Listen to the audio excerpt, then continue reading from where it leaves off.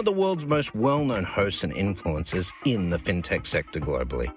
Join us every week as we explore what makes the European Union a phenomenal proving ground for many of the fastest growing fintech plays in the world today. Okay, let's roll.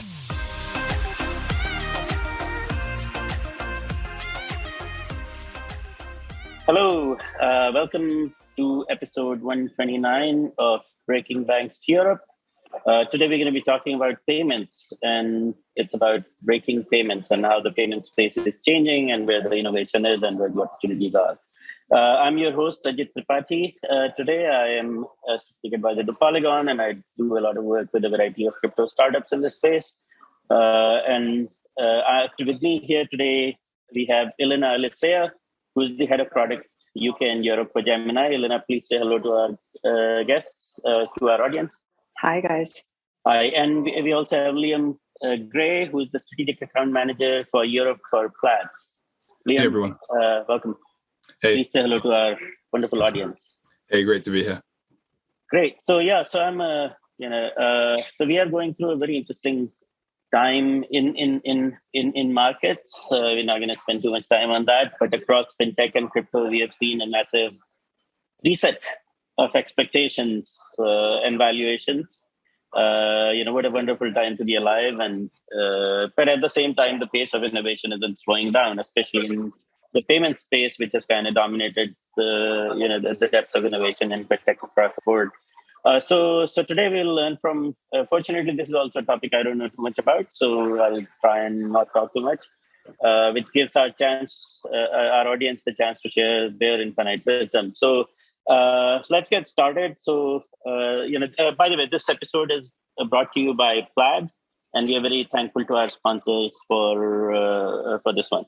So let's get started with Elena. So Elena, do you want to tell us about the scope of product management at Gemini? What do you do, and what does your team do? Yeah, so super great to be here, and thanks for the introduction. So like you said, I'm the head of product for Europe and the UK for Gemini.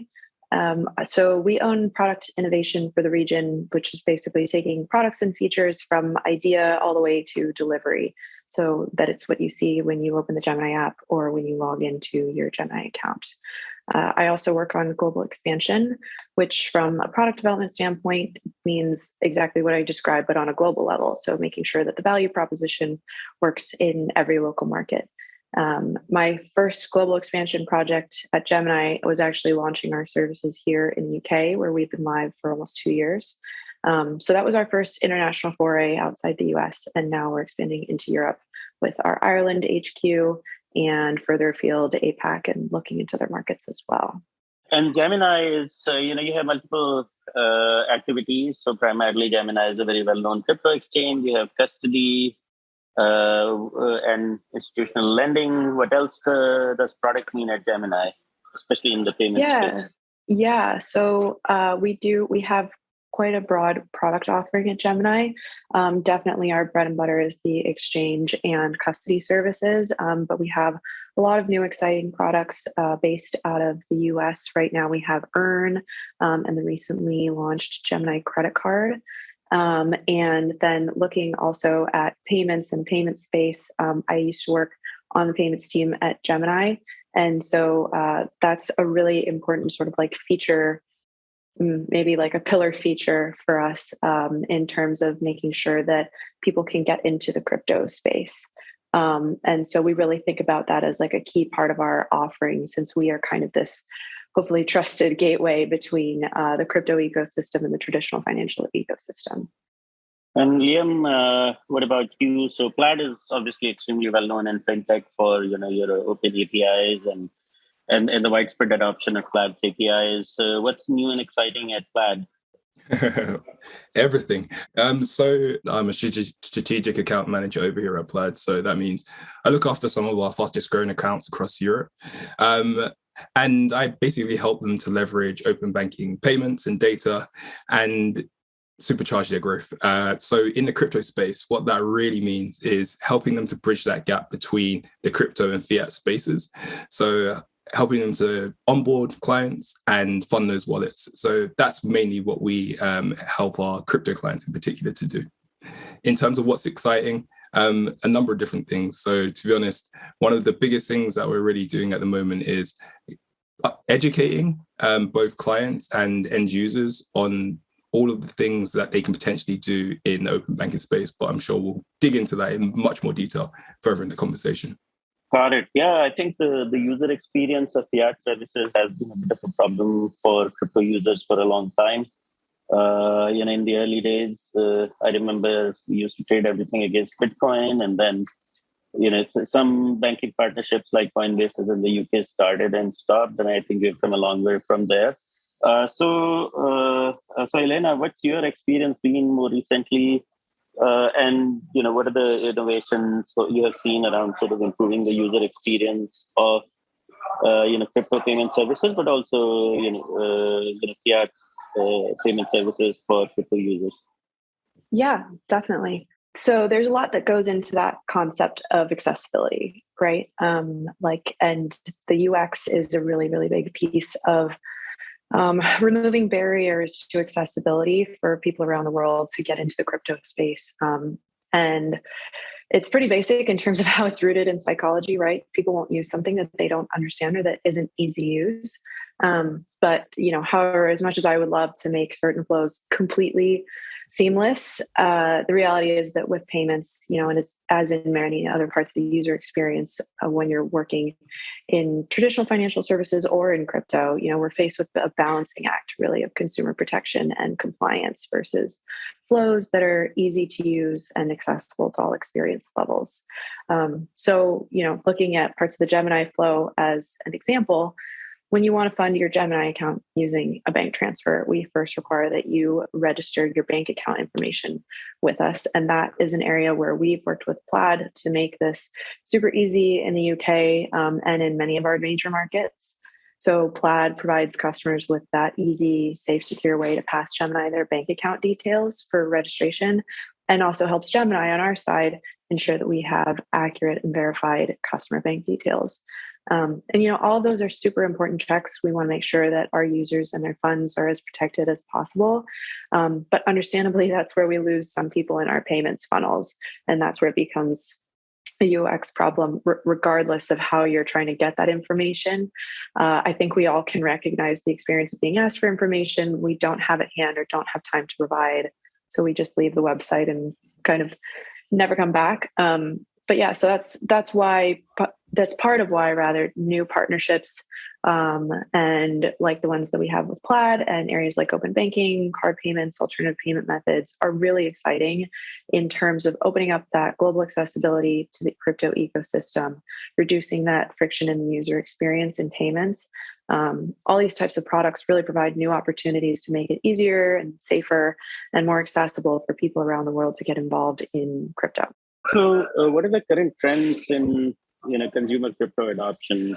Are you seeing adoption beyond so there is a widespread criticism that the crypto is mostly used for speculative purposes and there isn't a lot of like day-to-day utility, economic utility. What are the current trends, and what's your response to that? Yeah, so I'll give a very data-driven response to this one. And so Gemini actually issues an annual global state of crypto report, and we look at multiple countries around the world and how adoption is changing over time in all kinds of different markets from a retail perspective. And by retail, I just mean sort of the average person off the street, right? It's not the banks, it's not the hedge funds. This is what people are doing in crypto markets when they're sort of considering crypto as an asset class. So one of the most interesting trends that the research uncovered this year was that overall 2021 was a hugely transformative year in terms of mainstream adoption of crypto. So like if we look at the UK specifically, we found that overall 1 in 5 UK adults own crypto, and nearly half of those crypto investors in the UK bought in for the first time in the past year. So that is huge, huge growth and huge adoption. we all, I feel like, kind of felt that crypto was really entering mainstream just in terms of even media coverage, anecdotal conversations and awareness. And, my mom asked me about it. So I feel like that's an indicator. But it's interesting that it bears out. It bears out as a trend in our research too. Like it's in the numbers and in terms of what we see at Gemini in terms of actual activity on the platform. So with all these new entrants to the market, the most important priorities are really education and we believe regulation to ensure that the right consumer protections are in place. And, to your point about some of sort of the criticisms around crypto and maybe like investor demographics or speculation, maybe speculative sentiment around crypto. We had some interesting highlights that I'd like to mention. So, we found that millennials are currently the generation with the highest level of crypto ownership in the UK. It's more than 60% of UK crypto investors that are in that 25 to 44-year-old age bracket. And I thought the report showed a really positive trend in terms of the gender diversity of investors. We found that over a third of UK crypto investors are female and over 55% of the UK's quote unquote crypto curious demographic are women. And crypto curious just meaning that those are people who stated they are either intending to buy crypto in the next 12 months or are interested in learning more. Right. So, here I represent a fintech audience and not my crypto shirt, right? So I'm going to ask some questions that sound slightly skeptical. So one of those would be, we have seen an extraordinarily liberal monetary policy, and that has led to asset price increase across the board. And that has potentially brought a lot of, retail users into a relatively speculative asset class. So now, obviously, markets are correcting significantly. Are you seeing any short-term trends in crypto adoption as well? I mean, because a lot of the younger generation has never seen a bear market. Yeah, I would just say sort of our thesis at Gemini is like really we don't get caught up in short-term price movements. Mm-hmm. We're focused on laying the foundation for the long-term growth of the industry. If you look at the lows, they continue to get higher over the long term.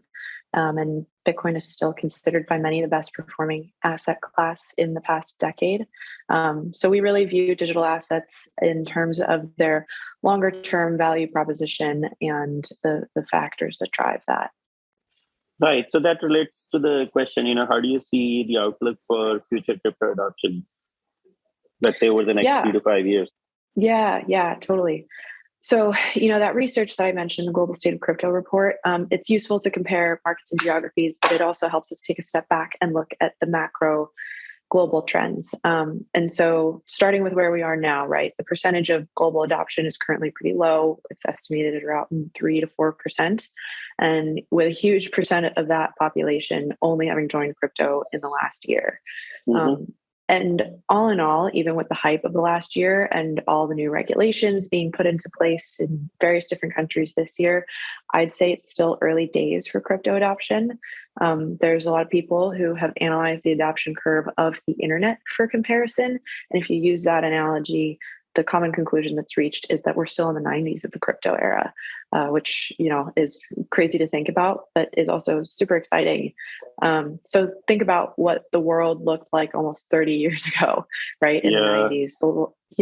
Like sadly, I'm that old. So I didn't have to reveal my age, but yeah. Yeah. And I mean, the level of progress that we've made in technology since then has been just exponential, right? So comparing that to how the crypto and blockchain industries look today, it's super exciting to be thinking about what the next 30 years could hold, looking beyond that 3 to 5 year timeline, even that you mentioned. I think there are a whole host of use cases that need to be explored and expanded upon, some of which are maybe being scaled up from current implementations, and some of which have yet to be addressed or even discovered. And then, of course, we also have various institutions that are entering the space very much in earnest. Everyone from family offices to traditional wealth managers to digital asset managers, crypto funds, fintechs, even corporates who want to hold crypto on their balance sheet. So that's additional growth and a parallel path for adoption that's also really on the rise. So I guess the TLDR is, I think it's still really early days, but I say that in a way that I think it's very exciting.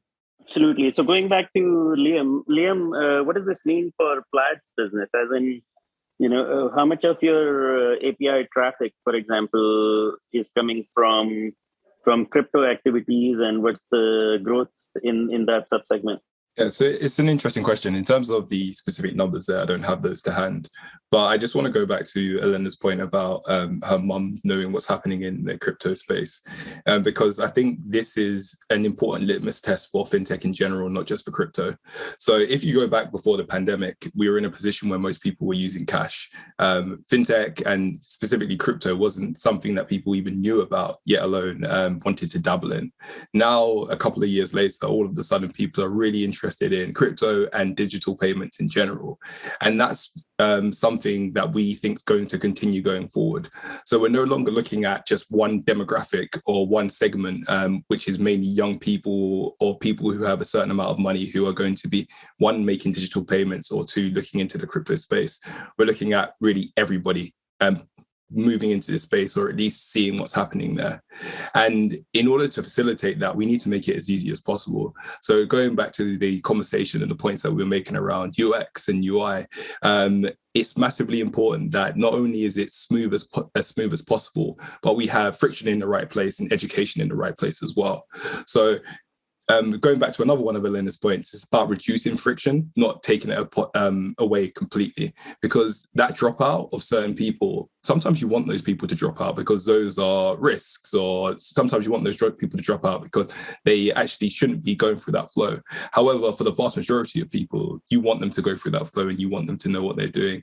So in answering your question, what are we seeing as the trends? We're seeing more, I put in quotation and marks, regular people really using digital payments and trying to get from that fiat world into the crypto world, using on-ramps like Plaid. No, I remember, so I worked with Binance on enabling fiat on-ramps in UK and Europe, and we got a lot of volume, but we didn't have the ability to sort of open an API connection to a bank account, and without leaving the crypto exchange, essentially be able to deposit fiat directly into the account. So you kind of made a transfer from a bank and then waited for it to show up. Fortunately, it's quite fast in UK and Europe compared to, let's say, in the US. But if your payment got stuck, then you didn't know what was going on. So I think the UX, definitely thanks to Plaid, has got a lot better on your partner exchanges. And that's a bit of a relief for a lot of users. Absolutely. So thank you for that. Now, take a very short break and come back to with some more, I think, interesting questions and answers after this break. Thank you so much. Today's podcast is brought to you by Plaid. Around the world, more people than ever before rely on digital finance for their everyday lives. Plaid provides the open finance platform to make it all possible. Over 6,000 companies worldwide use Plaid to unlock financial freedom for everyone. Plaid helps people connect to and pay from their financial accounts at over 12,000 financial institutions across the UK, Europe, and North America. To learn more about Plaid and how we can help you build convenient, fast, and secure digital financial and payment experiences, reach out to our team at plaid.com/breakingbanks.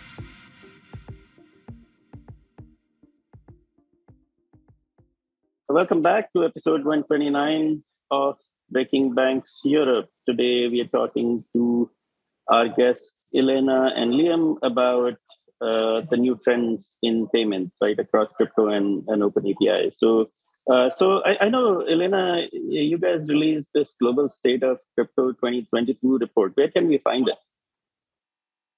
Yes, you can find that on the Gemini website. I wish I had the exact URL in mind, but if you Google Gemini Global State of Crypto, the report is on the Gemini website, and it's a fantastic report. I mean, we learn a ton every year, and we use that data internally quite a bit.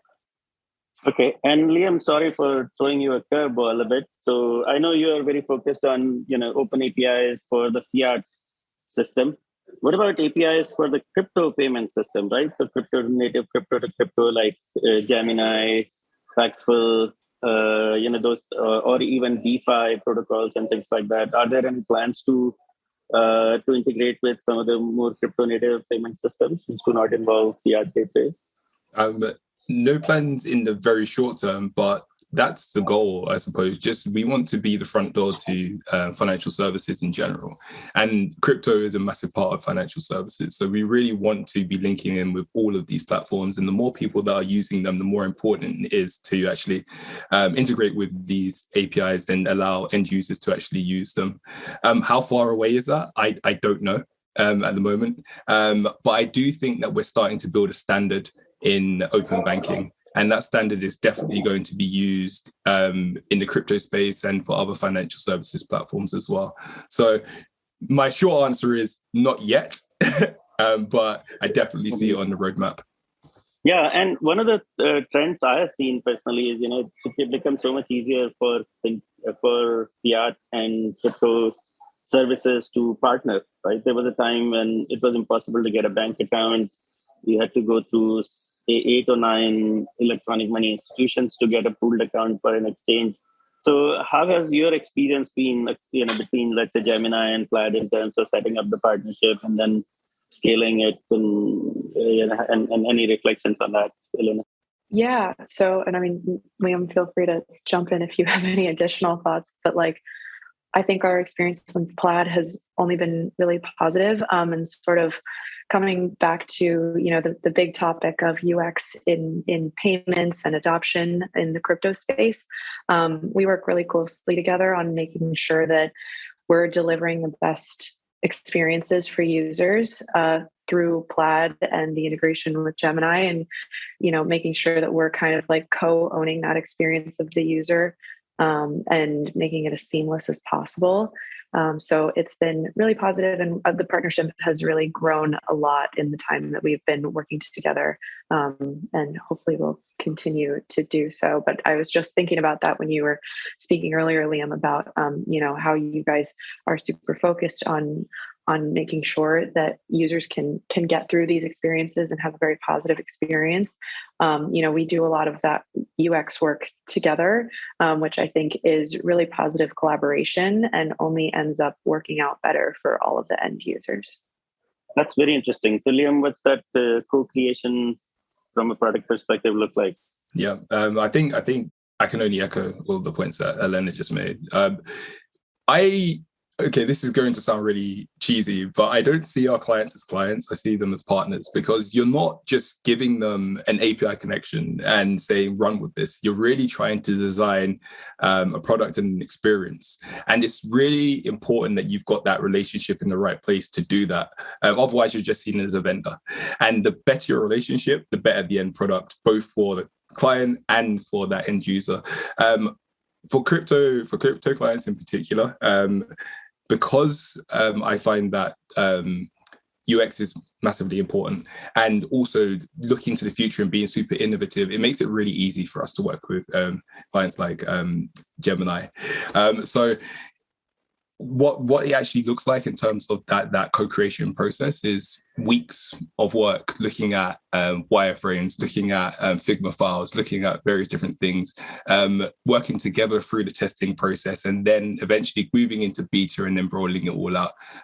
We work very closely throughout the whole process.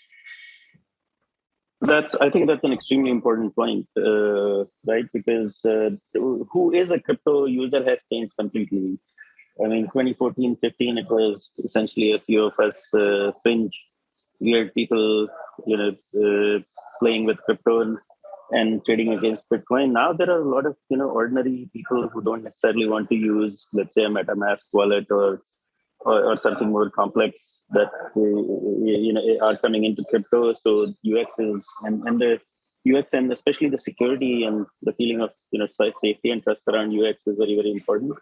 I think the point we're making about essentially co-creation and making these types of partnerships and working collaboratively to create experiences for users is really, really valuable. So thank you for doing that. Now, so it's impossible to talk about crypto, especially in Europe, without bringing in this wonderful R word.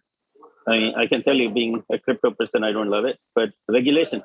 So Europe and UK aren't particularly seen as a crypto-friendly environment right now. And maybe my perception is inaccurate, but so for Gemini and Plaid, right now, what? So how? First of all, how do you see the regulatory environment in the UK and Europe? And secondly, what can be done to foster, safe experiences, but also, adoption of crypto? What can, regulators do? What can the rest of us do to create a better regulatory environment for European and UK users?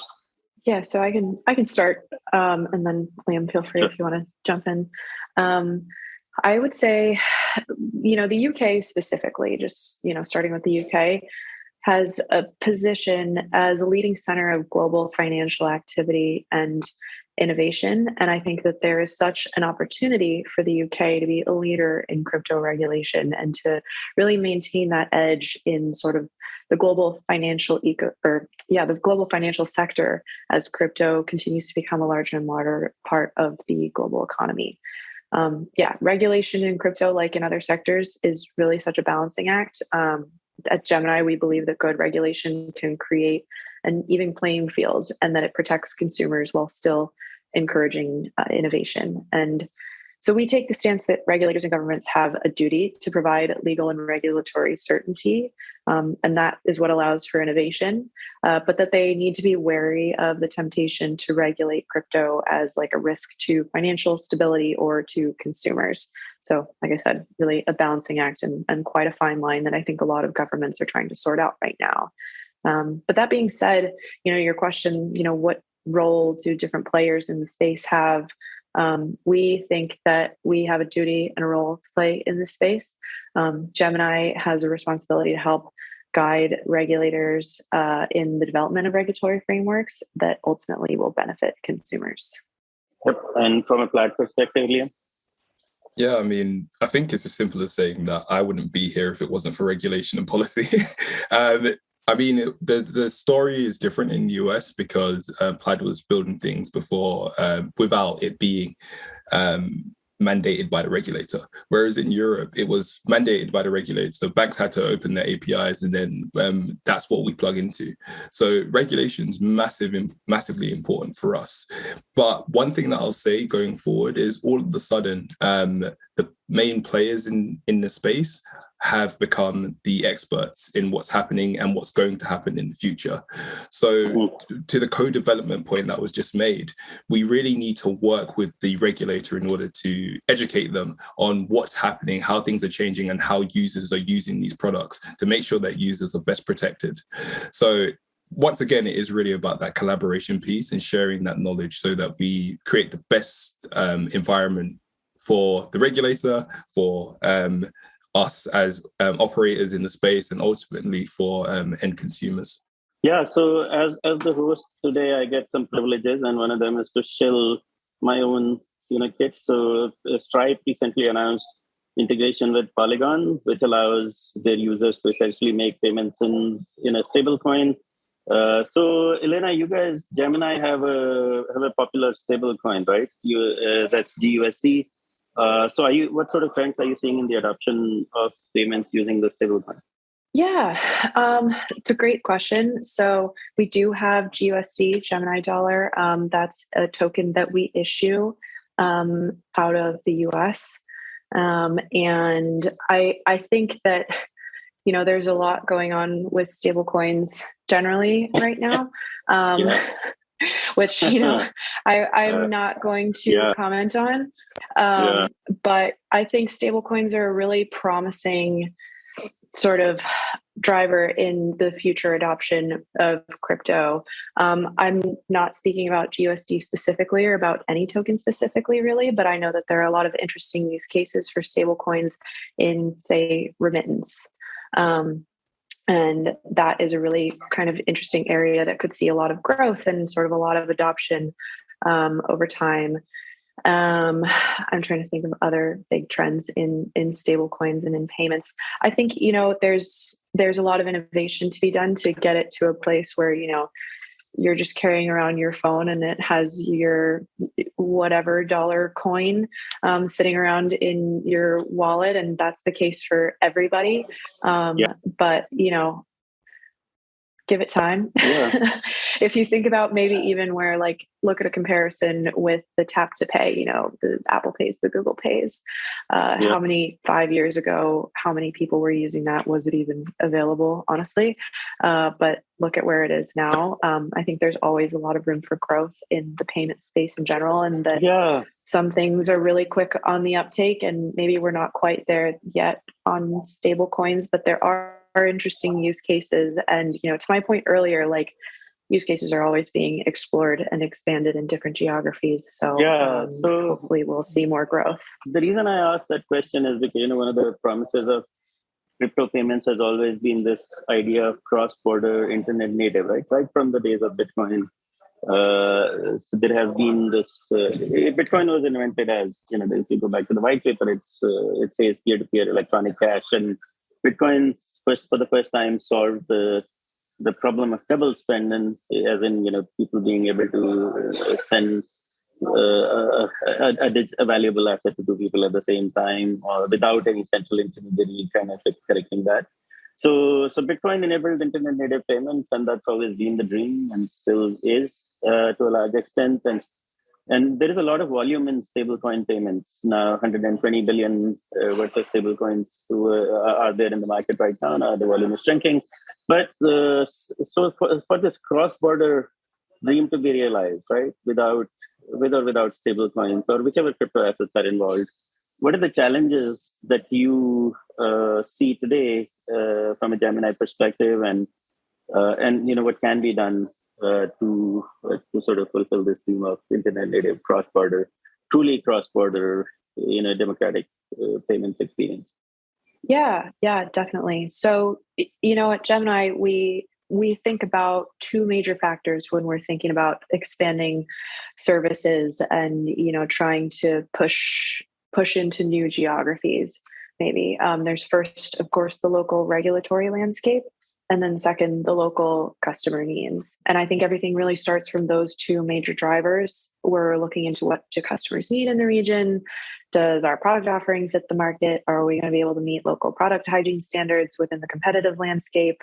What does local regulation look like? Are there any impending changes in that regulation? How open is the regulator to working with trusted crypto partners?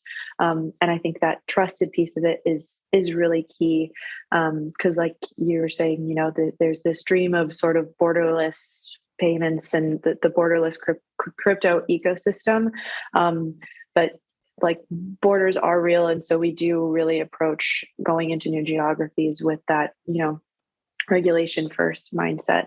So there's a lot of questions that are to be asked when we're approaching expansion, so we can make sure we're doing it right. I'd say the obstacles that we generally face are opportunities, actually. So, for example, if a country has a regulator that's crypto shy, that's an opportunity for us to maybe work with them to impact what future regulation looks like, so that it makes sense for customers and for the crypto industry. And, to what Liam was saying earlier, like, there's such an opportunity for collaboration and this like co-development when you have a regulator like that. And then similarly, another common obstacle in expansion is making sure that we can provide value in the market by accepting the local fiat currency. And it's not always an easy problem to solve, but I do generally see this as an opportunity too. We have such an opportunity in these cases to learn about local payment methods, maybe even work with great local or global partners to level up the experience, and to set up a new minimum expectation of product hygiene in the market. There are positive ways to look at those obstacles. And I think the ultimate outcome of expanding accessibility to crypto through geographic expansion is definitely worth the work. For sure. So I think we're coming to the close of the show. Liam, any final thoughts, anything I missed that you would like to cover? Final comments? Yeah, I just want to sort of chime in on that borderless point that was made finally. And I mean, it nicely sort of like segues from Elena's final final point there around the fiat on-ramps globally. And to be honest, it's very difficult to get your money into the crypto space in a lot of places for various different reasons. Sometimes you just don't have the ability to, and sometimes it's crazily expensive. And the place that Plaid really fits in here is that we want to provide that easy, non-expensive way of getting your money into the crypto space. And we see ourselves as a global company, and being able to do that in the US, across Europe, and even further in the future will really sort of support that borderless dream for crypto, because people will be able to move their money from fiat into crypto, and then they can leverage those stable coins and any other coin that they want to use. Yeah, makes complete sense. Thank you for that. Elena, any final thoughts? Anything you would like to tell? No, I totally agree with what Liam was saying. And, you know, I guess maybe I'm always reminded of sort of Gemini's founding story, you know, almost 10 years ago now. Our founders, Cameron and Tyler Winklevoss, they felt their own experience buying crypto, you know, had significant room for improvement. That's what drove them to found Gemini. And, you know, I just think we've come so far since then. And it's really been a pleasure working in the space and working with Plaid to really drive down those barriers to entry into the market. Absolutely. And I think Gemini and Plaid both have played a very important and constructive role in this space. So thank you so much for that. And thank you so much for joining us and, you know, informing and educating our audience about all the innovation that's happening in the space and your contribution as well. And really appreciate your time. Again, this is Breaking Banks episode 129. And on behalf of our guests, I would like to thank our guests. Audience, I would like to thank our guests, and have a wonderful day. Thanks for listening to Breaking Banks Europe, a Provoke Media podcast in cooperation with FinTech Stage. Don't forget to tweet us out, shout out, or post to the team at Breaking Banks EU on Twitter. If there's something or someone you'd like to hear on our cast, let us know. See you next week on Breaking Banks Europe.